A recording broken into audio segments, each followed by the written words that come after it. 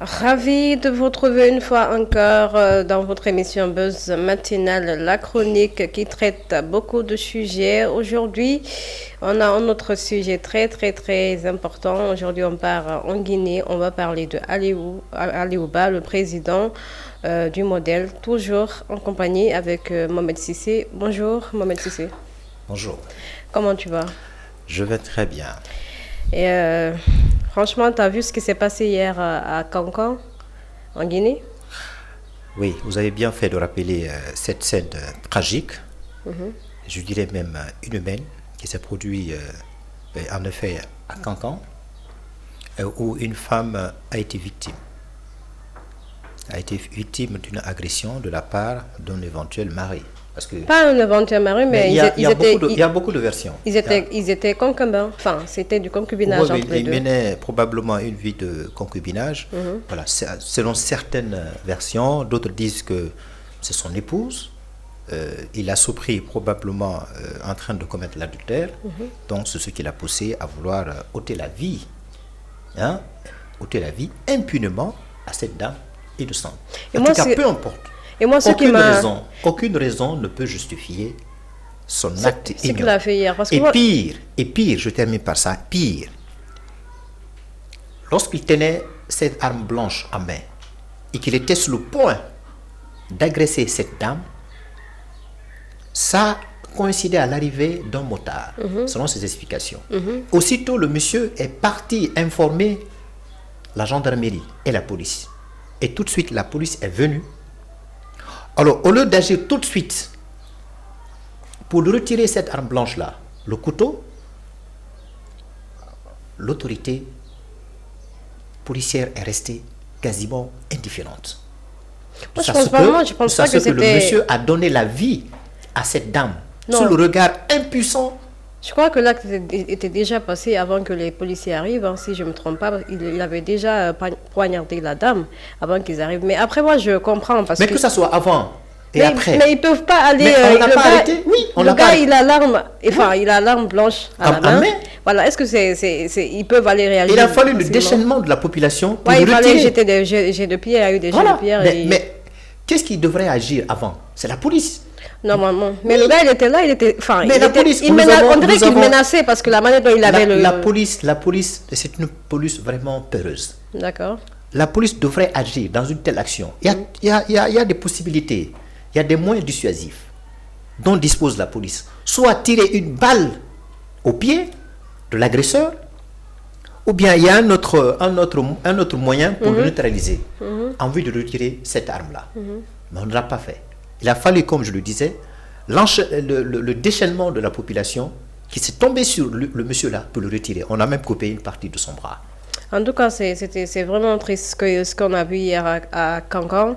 Et j'espère que, il va répondre à ses actes parce que normalement, lui, il était là, il était serein. C'est comme s'il n'a rien foutu, il n'a rien fait. Oui. Même, il a fait il s'est exprimé après, quand il est sorti de l'hôpital, il s'est exprimé. Moi, je ne comprends pas la langue parce qu'il parlait en malinké, je crois. Je n'ai pas bien compris ce qu'il disait, mais quand même, il était serein. C'est comme s'il n'a rien fait. Oui, mais en réalité, il parle de l'infidélité de cette dame. D'accord. Donc, apparemment, c'était son épouse. Mais est-ce que la commission de l'adultère de la part de ton épouse, est-ce que cela te donne le droit de lui ôter la vie?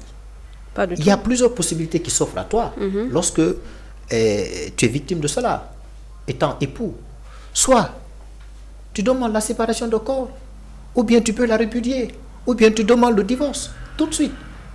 Mais cela ne te donne absolument aucun droit de lever la vie, j'allais dire, d'ôter la vie d'un être humain, surtout un être qui t'est cher, en plus, avec lequel la dame, vous avez partagé. Elle a 5 enfants. Oui, la dame, elle a 5 enfants. En fait, ils ne sont pas mariés. C'est ce que tu n'as pas compris. La dame, elle est veuve, apparemment. Oui, mais ça, c'est une autre version. Voilà, mais... Voilà, il y a une version, vous avez raison.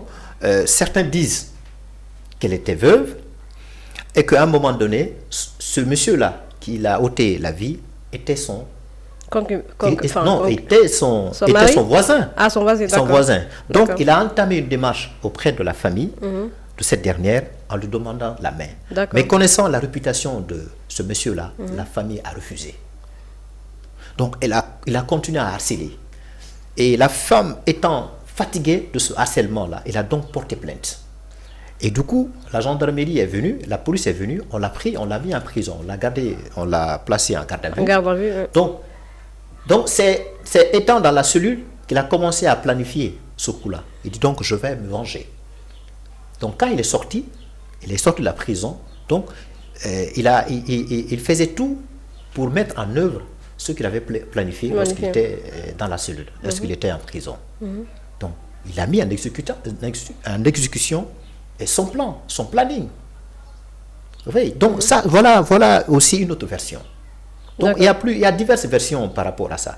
En tout cas, peu importe Aminatou, on ne va pas retarder là-dessus, peu importe, rien ne donne, encore une fois, une raison à quelqu'un, que ce soit un époux, que ce soit un concubin, que ce soit un voisin, d'ôter la vie impunément à un être humain. Et c'est la preuve manifeste qu'il y a la psychose dans ce pays. Il y a un déni de justice. Regardez les personnes dépositaires du pouvoir public qui restent indifférentes par rapport à la commission d'un tel acte ignoble, inhumain. Vraiment, alors quand il s'agit de poursuivre, on va s'arrêter là parce que les actes d'offense au chef de l'État ou diffamation, voilà, l'autorité s'empresse tout de suite à juger et condamner éventuellement la personne. En tout cas, c'est vraiment triste ce qui est passé. Et on espère que le garçon, l'homme en question va répondre à ses actes et repose en paix parce qu'elle s'appelle Aminata, que ton âme repose en paix. Donc, comme je disais au début, on va parler aujourd'hui de Aliouba, le président du modèle. Les avocats de Aliouba, président du modèle, ont fait appel devant la cour d'appel.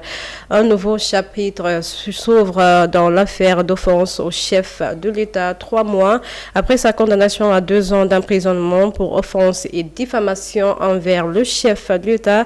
Aliouba se prépare à comparaître devant la cour d'appel. Cette nouvelle audience prévue le 26 mars fait suite à la décision rendue par le tribunal de première instance de Kaloum le 7 janvier dernier. Maître Pépé Antoine Lama, l'un des avocats du président du modèle, a confirmé cette information. Donc voilà, on va commencer avec les questions.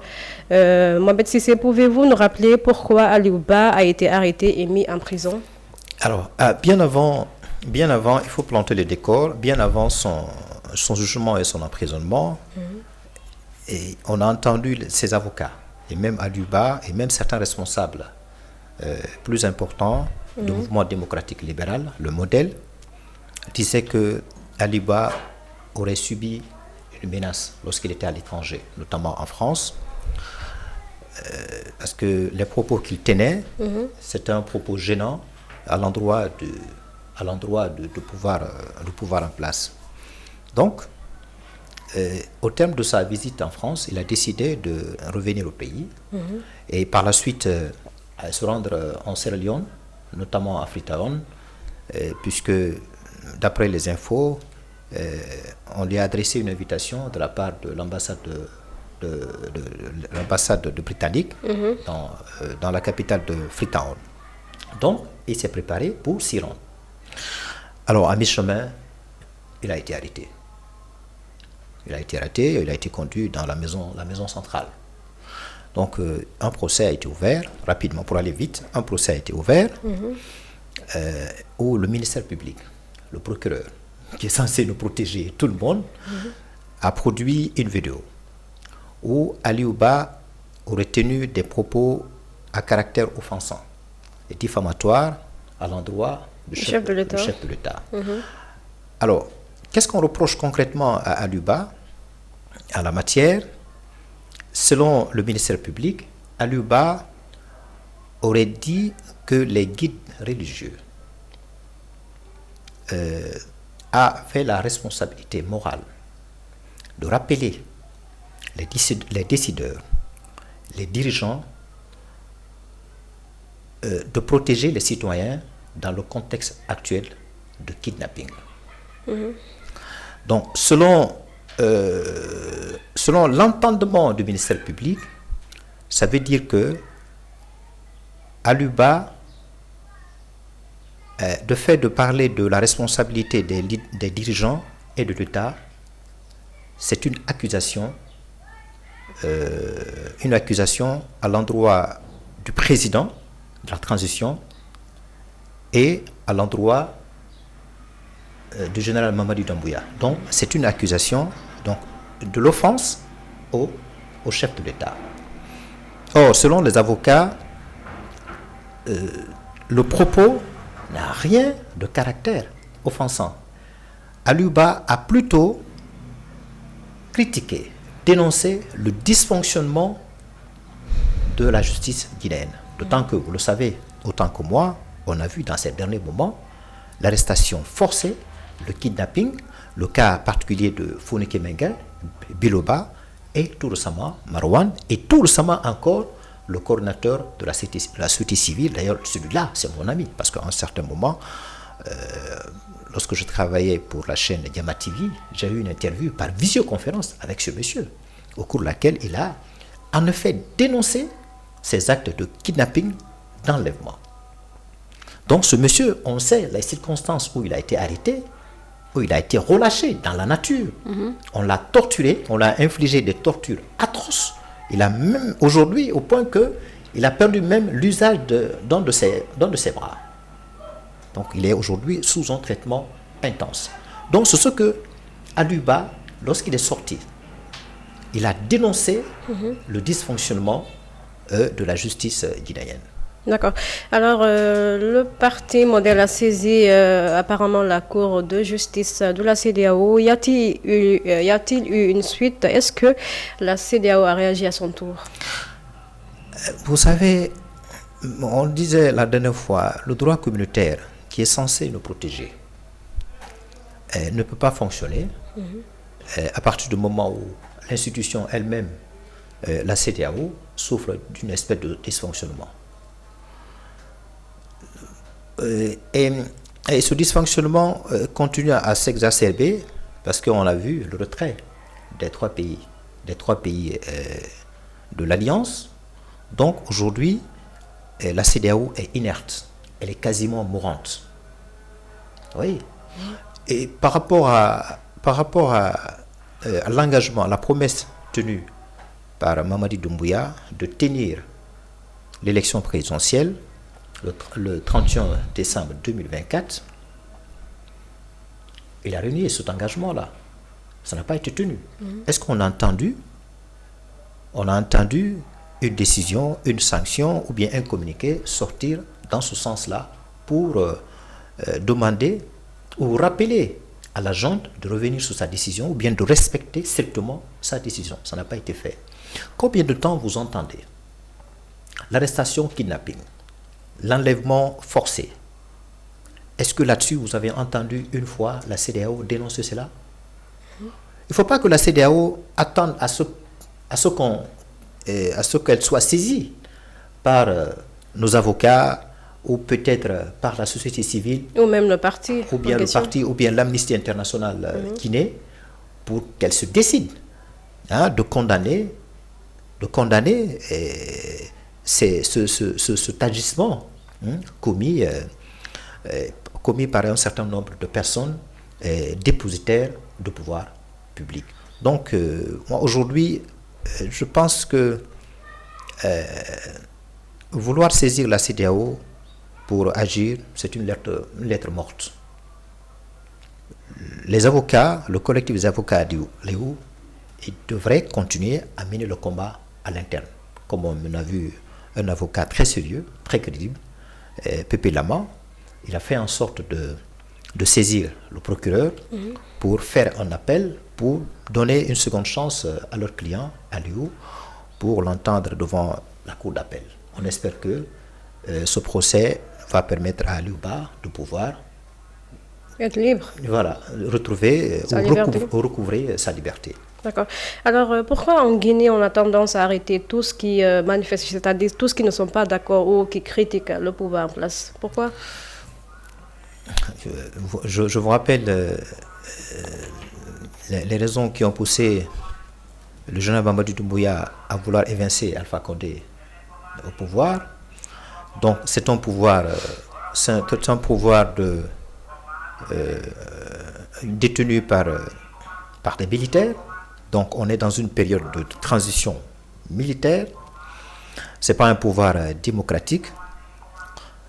Et donc, ce pouvoir étant un pouvoir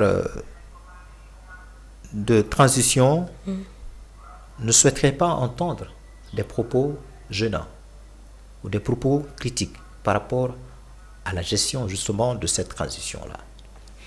Au début, Mamadi Doumbouya, il nous a donné l'impression qu'il était là pour les Guinéens et qu'il ferait en sorte qu'il n'y ait pas l'écoulement de sang en Guinée, qu'il n'y a pas d'arrestation.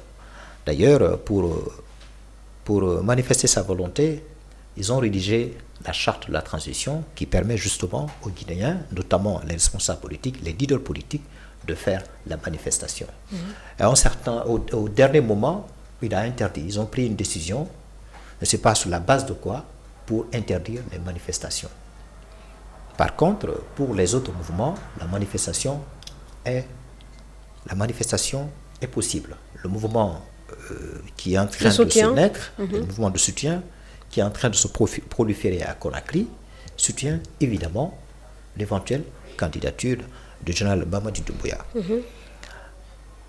Alors, de quoi le pouvoir a-t-il peur?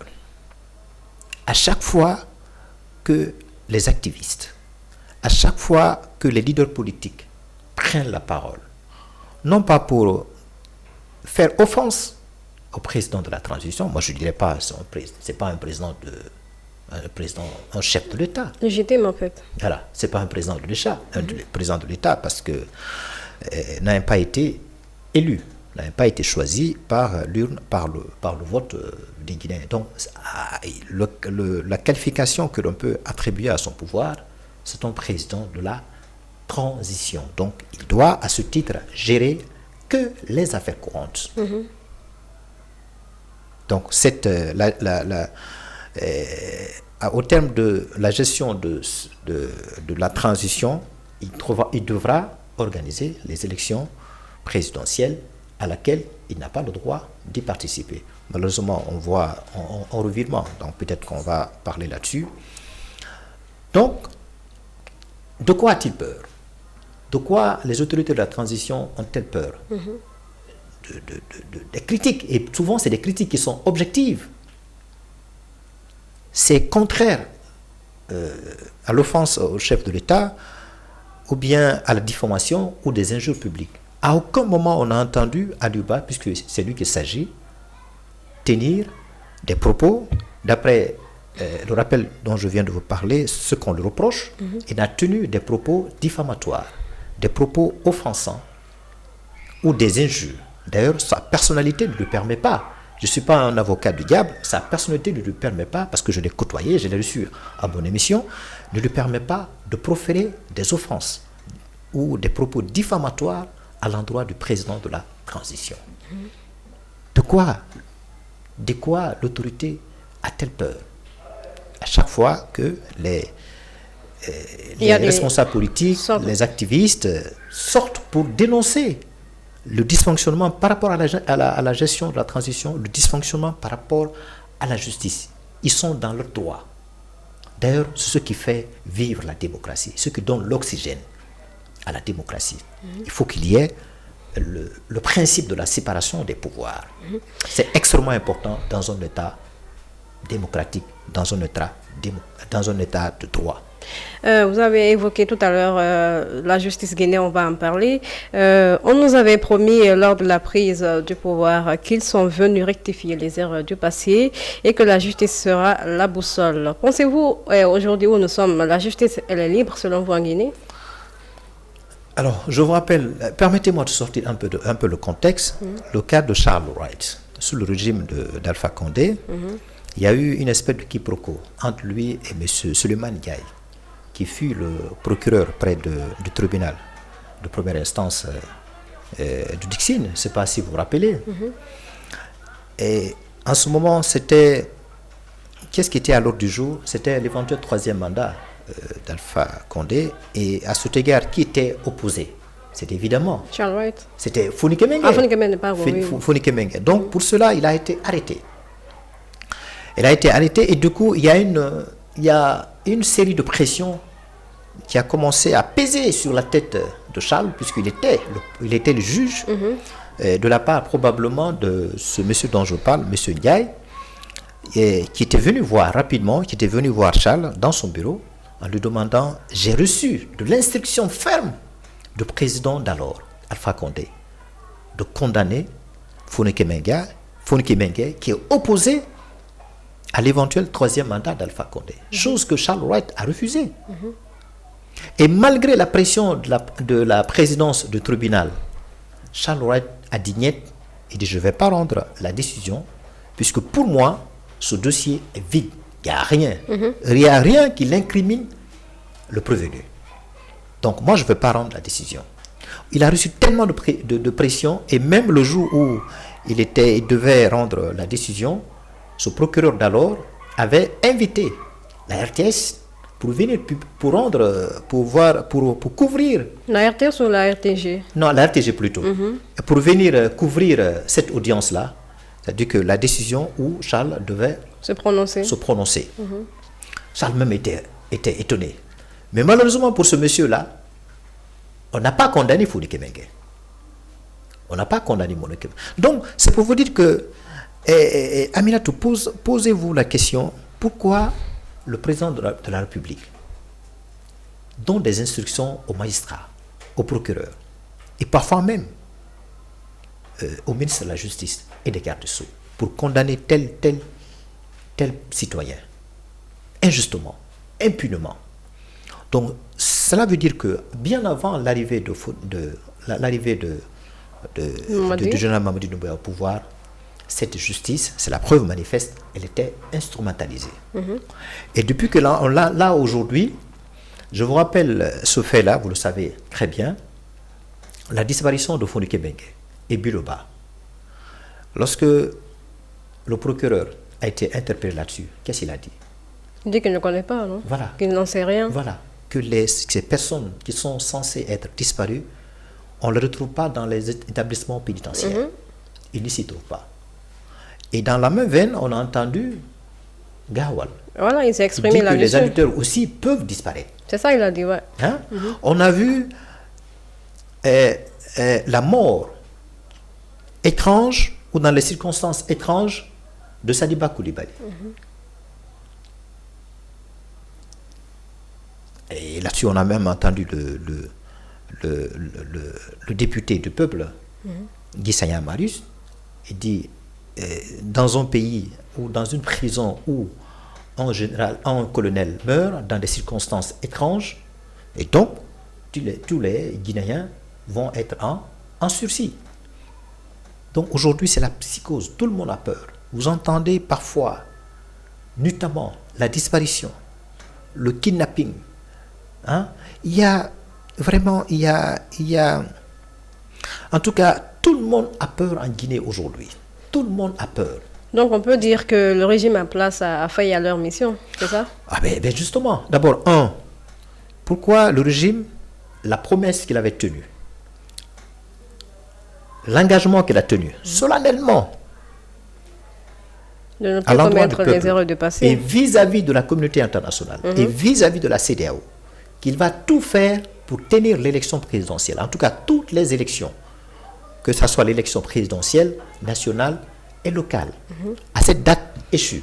Donc il fait en sorte de tenir ce scrutin-là à l'échéance le 31 décembre 2024. Est-ce qu'il a tenu? Non. Il n'a pas tenu. Alors, au-delà de ça, aujourd'hui, en 2025, l'allocution qu'il a tenue, vous l'avez rappelé la dernière fois, que cette année 2025 va être une année électorale. Et son premier ministre Baouri l'a confirmé. Et même ça, il y a une tergiversation là-dessus, parce qu'on dit, pour la tenue justement de ces élections, il faut l'établissement du fichier électoral. Il faut assainir le fichier électoral. Est-ce qu'on a commencé ça? Non. Alors, Gawad dit, il faut d'abord, le premier scrutin le plus important, la tenue du référendum. Est-ce que pour cela, le projet, l'avant-projet de la nouvelle constitution a été finalisé? Parce que là encore, il n'y a pas encore un consensus autour de ça, puisqu'il doit y avoir une concertation ou bien consulter l'avis des uns et des autres, la société civile, les partis politiques qui sont en train d'être censurés aujourd'hui. Rien n'a été fait dans ce sens-là. Donc, est-ce qu'il a respecté sa parole? Est-ce qu'il respectera sa parole en cette année 2025? En tout cas, il y a un doute fort qui plane là-dessus. Un doute fort qui plane là-dessus. On ne voit pas une perspective, en tout cas, pour la sortie de cette crise politique à laquelle les Guinéens sont confrontés. Voilà. On verra ce qui va se passer. Peut-être qu'on n'aura que les yeux pour pleurer. D'accord. Alors, cet appel que les avocats de Aliouba ont fait devant le tribunal d'instance, pensez-vous que Aliouba sortira gagnant? Aliouba, je vous rappelle, elle a été condamnée à une peine d'emprisonnement de 2 ans pour avoir commis l'offense et la diffamation à l'endroit du chef de l'État. Alors, les avocats n'étant pas satisfaits de cette décision prise par le tribunal, donc ils ont décidé d'interjeter appel devant la cour d'appel. Alors, heureusement, cet appel a été entendu, puisque à ce fait, ils ont saisi le procureur. Cet appel a été entendu. Le procureur a dit, oui, il va organiser une audience en procès, comme vous l'avez dit, le 26 mars de cette année. Et pour cela, on a même notifié ça à Aliouba en prison pour lui dire que vous allez comparaître à nouveau devant la cour d'appel. Alors pourquoi le ministère public ou pourquoi le procureur a-t-il accepté? Oui, c'est normal, parce que si quelqu'un qui est jugé, est condamné devant le tribunal de première instance, si vous n'êtes pas satisfait, vous avez le droit d'interjeter appel devant la cour d'appel. Si vous n'êtes pas satisfait à ce niveau aussi, et vous pensez que votre droit, ou vous croyez que votre droit est lésé, vous avez encore la possibilité de faire un pourvoi en cassation. Ça, c'est la Cour suprême. C'est ce qu'on appelle le double degré des juridictions. Ça, c'est un droit. On ne peut pas revenir là-dessus. Alors, est-ce que le ministère public souhaiterait donner une possibilité à Aliouba de recouvrer sa liberté? Et pour retrouver sa liberté, est-ce que cela va être conditionné, comme on l'a vu pour le cas de Founiké Mengué, comme on l'a vu sous le régime d'Alpha Condé? Pour retrouver votre liberté, on vous dit, quand vous sortez, vous n'avez pas le droit de vous exprimer sur l'espace public. Il faut vous taire. Si vous voulez rester libre, il faut vous taire. Est-ce que c'est ce qu'on va proposer, ce scénario qu'on va proposer à Aliouba?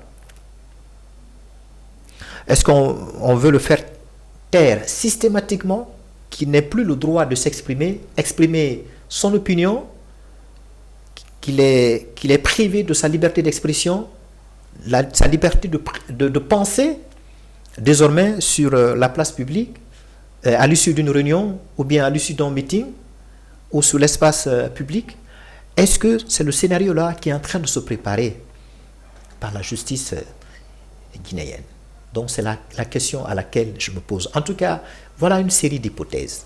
Moi, quand je me fais par rapport à la seconde chance qu'on souhaiterait donner à Aliouba en acceptant de comparaître une deuxième fois devant la cour d'appel pour être entendu. D'accord.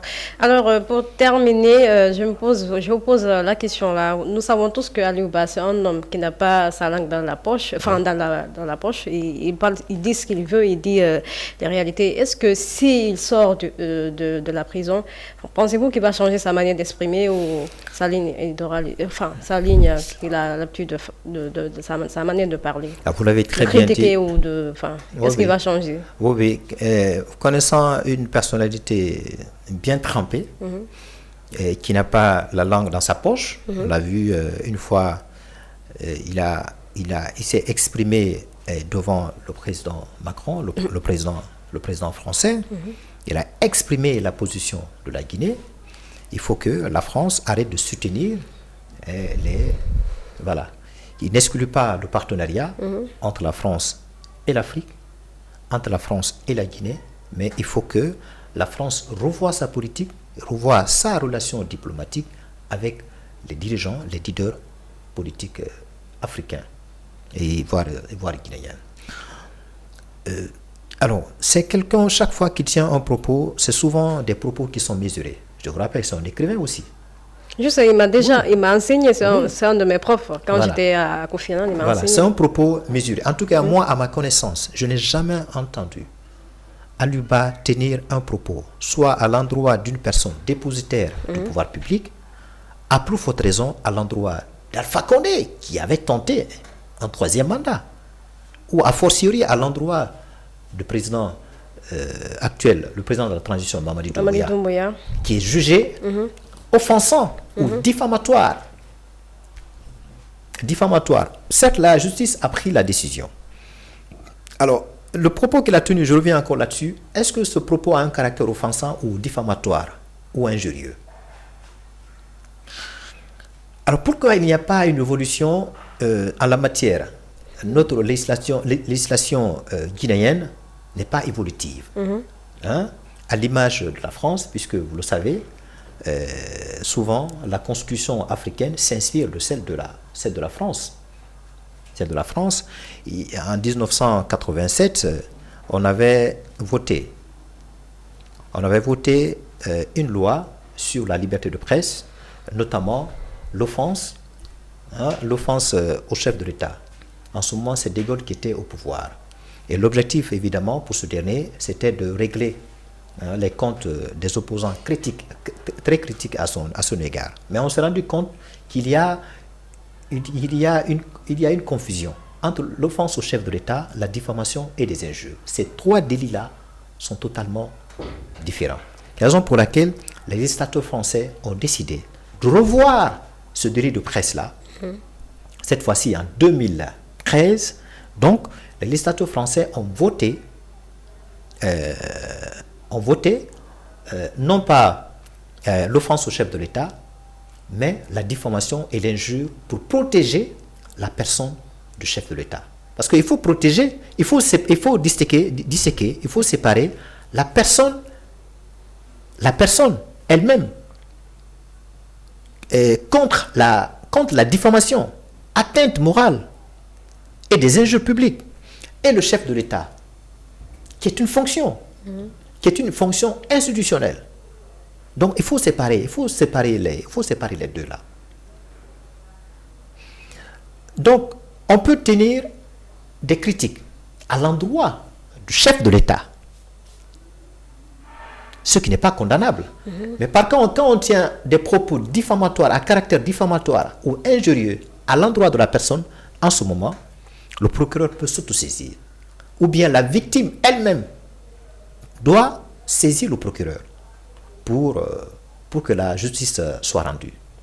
Alors, contrairement à la Guinée, j'ai ici le code pénal guinéen, rapidement. Dans son article 659, dispose, le code pénal guinéen, quiconque soit par des discours, cris ou menaces proférés dans des réunions ou lieux publics, soit par des écrits, des imprimés vendus ou distribués, mis en vente ou exposés dans des réunions ou lieux publics, soit encore par des placards ou affiches exposées au regard du public, offense la personne du chef de l'État, est puni d'un emprisonnement de 1 à 5 ans et d'une amende de 500 000 à 2 millions. ou de l'une de ces deux peines seulement. Donc, à l'image de législateur français, je pense que celui de la Guinée doit essayer de revoir sa copie pour différencier l'offense au chef de l'État. Le général, à ce que je sache, n'a pas porté plainte. N'a pas porté plainte. Lorsque cette question de l'offense ou diffamation a été soulevée, la victime ou prétendue victime n'aurait pas porté plainte. C'est le ministère public plutôt qui s'est saisi de ce dossier-là pour ouvrir un procès. Donc je pense que de mon point de vue, il est important de différencier l'offense au chef de l'État. Il est normal qu'on protège la personne, disais tout de suite, contre la diffamation, contre des injures. Mais de l'autre côté, qu'on laisse les opposants, les activistes, critiquer sur le dysfonctionnement de l'État. C'est ce qui permet ainsi à la démocratie, à l'État de droit, de vraiment vivre pleinement. Donc ça, c'est extrêmement important pour les citoyens. On nous a toujours dit, depuis la prise du pouvoir, que la justice sera la boussole en Guinée. On espère que cette fois-ci aussi, elle sera la boussole en faveur de Aliou Ba, mon professeur qui m'a enseigné quand j'étais et de façon inconditionnelle. Voilà, qui m'a enseigné quand je faisais le journalisme à Kofi Annan, c'était en 2013, je crois, je ne me rappelle plus. J'étais en master. Donc, j'espère bien les choses vont s'arranger de ce côté-là. En tout cas, on souhaite sa liberté. Encore une fois, je ne suis pas l'avocat du diable de Aliou et je ne suis pas télécommandé. Je souhaite sa liberté puisque en ce moment, sur la scène politique guinéenne, il y a une espèce de table rase. Ça veut dire quoi? Il n'y a pas d'opposants. Il n'y a rien. Il n'y a pas d'activistes. Il n'y a pas d'activistes qui peuvent critiquer le gouvernement, la gestion de la transition, l'action gouvernementale. Il n'y a rien. C'était seulement le seul opposant. C'était le seul leader, le jeune leader politique qui était là à critiquer objectivement la gestion de la transition, qui se battait à bec et à ongle pour le retour au régime civil. C'est seulement ça qui l'anime. Donc, si on lui donne la possibilité de retrouver sa liberté, tant mieux. Ça va nous permettre d'avoir quand même un poids, un garde-fou, un levier très important qui va rappeler à l'ordre les autorités de la transition que leur vocation, ce n'est pas de s'éterniser au pouvoir, mais c'est d'organiser les élections comme cela a été préalablement prévu, promis, pour un retour au régime civil. Alors, à contrario, si la demande n'est pas satisfaite et qu'on le garde en prison, alors là, comment peut-on appeler la justice? Est-ce que la boussole dont vous parlez va mourir ou bien va résister? Là, on va aller demander à Mamadi Doumbouya après. C'est plus la boussole, ça sera quoi? C'est quelle voie? C'est quoi? Est-ce que c'est une boussole aveugle? Là, on va le demander, après il nous rendra compte. Donc, c'était ça, votre chronique qui avait pour thème les avocats de Aliou Ba, président du modèle, ont fait appel devant la cour d'appel. Donc, ainsi s'achève votre chronique. N'oubliez pas de nous regarder sur Tamashek. Vous partez sur YouTube, vous mettez Tamashek, vous nous regardez, vous likez, vous partagez, vous commentez. Merci à vous, Mohamed Sissé, d'être venu sur ce plateau. Donc, on se donne rendez-vous la prochaine fois. Merci à tous. Au revoir.